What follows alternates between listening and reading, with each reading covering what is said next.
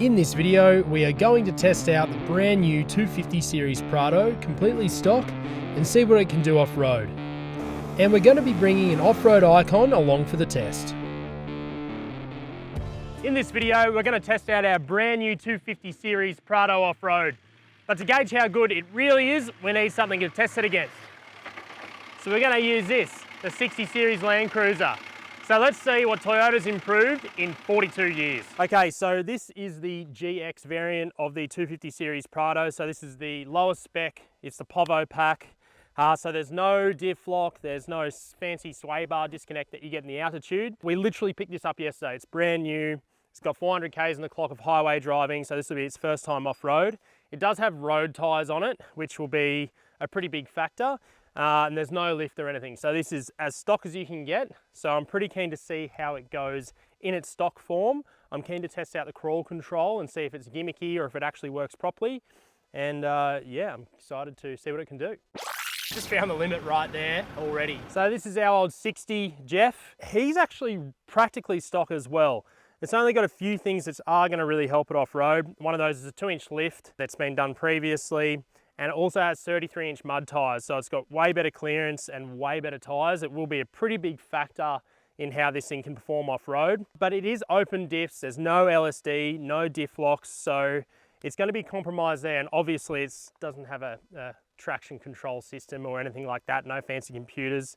It is all analog, this thing. So yeah, it's going to be pretty interesting. This is a 1982 model, so it'll be interesting to see what's changed in 42 years. What have they improved? One thing they've improved is the starting and stopping. This thing's, we're having to stall it at the moment to stop it because of the EDIC motor. But yeah, old car things, how much fun.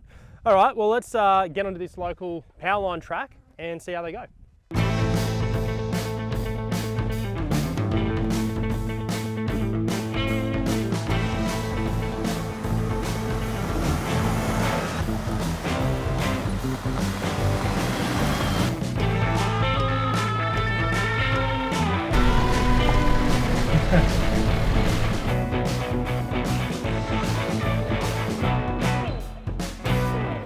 All right, time to put this thing in 4-wheel drive. So one thing worth to note, it's always in high 4. There is no 2-wheel drive in this.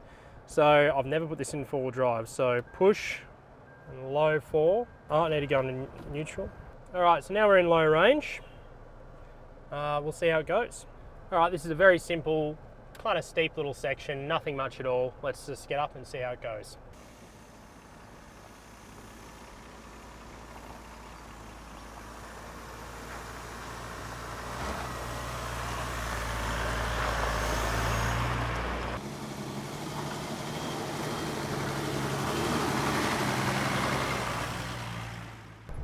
Well, that was absolutely no worries, straight up.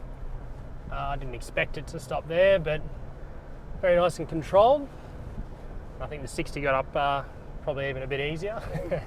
But we're at highway pressures as well, so we definitely should be letting our tyres down if it gets a little bit hairier, but yeah, going well so far. We've got a much more substantial obstacle up ahead, much steeper, there's a bit of a right turn in it, and there's a few twisty bits. So I think this will be a bit more challenging, and I'm going to give low range a go, and I'll give the crawl control a go.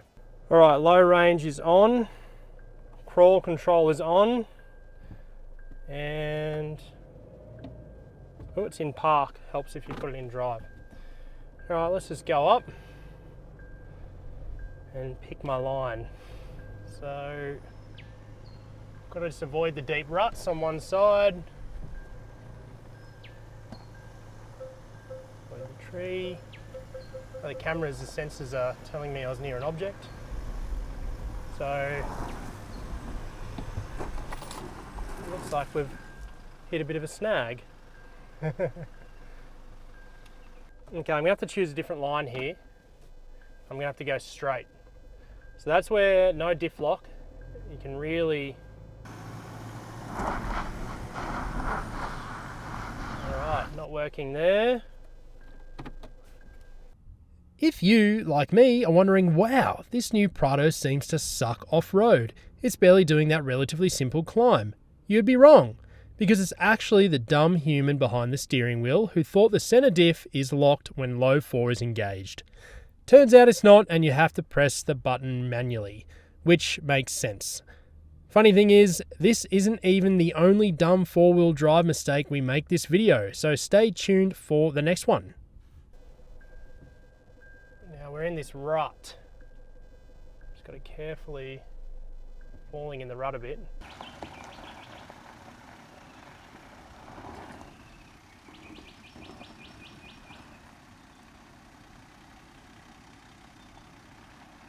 So there you go. I was wondering if a traction control or something would sort of kick in because if one of those wheels is spinning, but that's where the diff locks really help, and probably better tyres and better pressures. So we just found the limit right there already.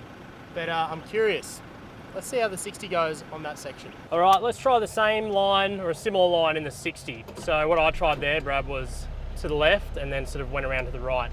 But we'll see how these open diffs go in the old girl and the flex. All right.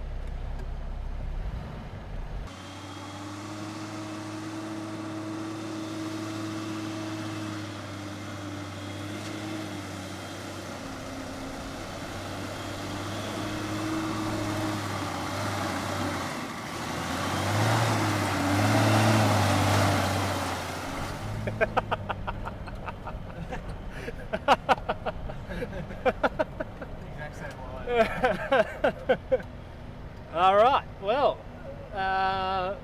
that's one for the 60 and 0 for the Prado.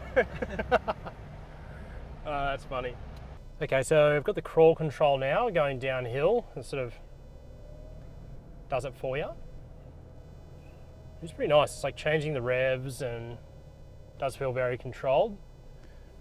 In the 60, with those old 2Hs, it's really good to go down in first, and you can just pump the brake a little bit, and because they've got so much torque and low down lug, they don't stall or anything, and that gives you that kind of control as you're going downhill. So one of the features that I'm actually kind of liking on this is even the bog stock GX model has cameras like all around, and if you get close to say a tree, which I'll drive here now if you look at the screen,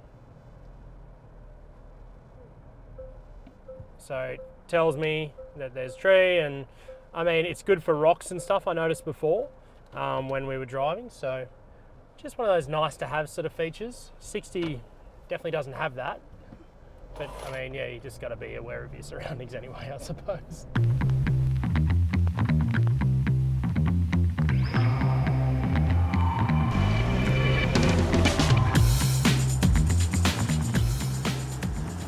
So with that, we push on along the Powerline Trail. And to the Prado's credit, it was doing well despite the driver error on the steep, loose sections.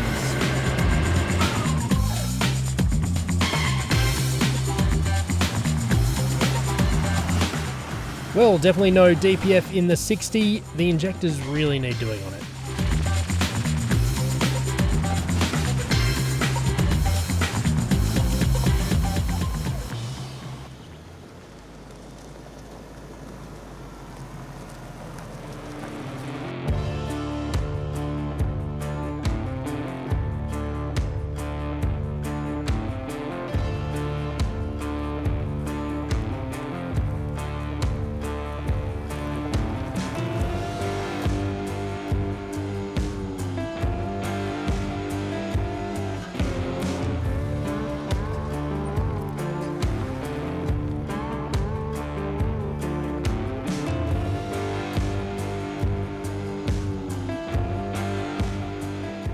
I think a lift and a more suitable set of tyres will really help this Prado, as clearance is one of the main issues.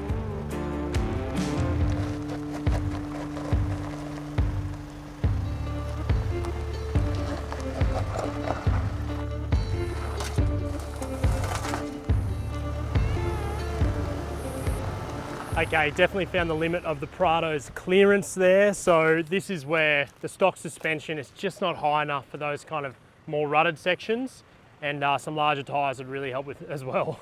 Just watching the 60 go down now, just no worries.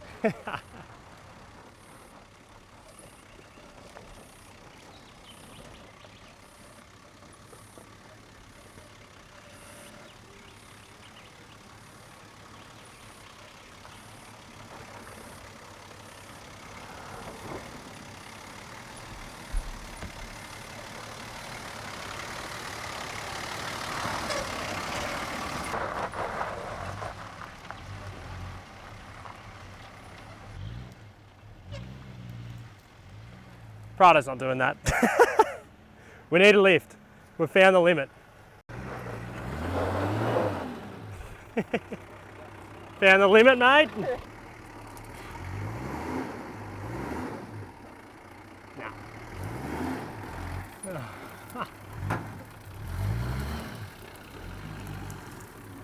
That hole is up to my knee.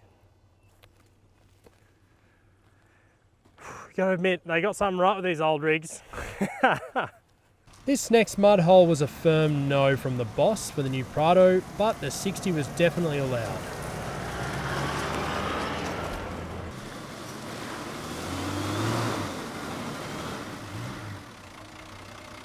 He's cooked it. The 60 has been hung up a little too easily here.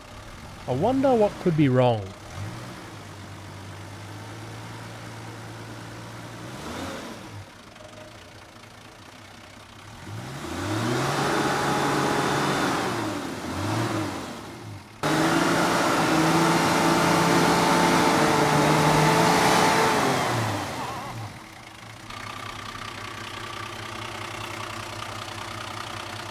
Wait a second, I just realised that whole time he wasn't in four-wheel drive.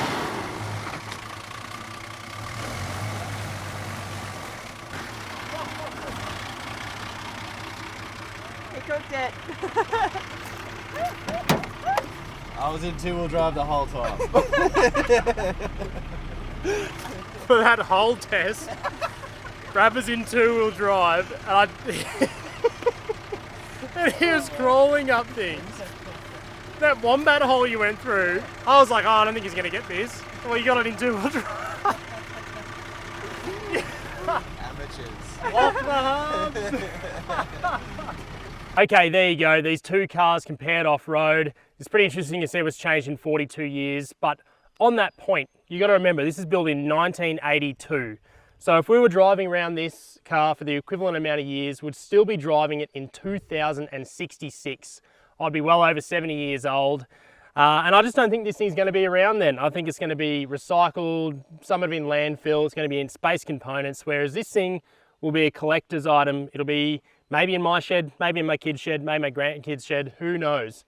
You'll probably even have to get diesel at a specialty store to even take it out for the day. But this thing is an icon, it's an absolute legend, and I just don't know if this thing's going to be that in 10, 20 years time. But if you want to see more Prado videos, we're going to be traveling in it a lot more. We're going to be towing. We're going to be doing bigger trips with it. So if you want to see that, make sure you subscribe to the channel to see more, and we'll see you in the next one. Cheers.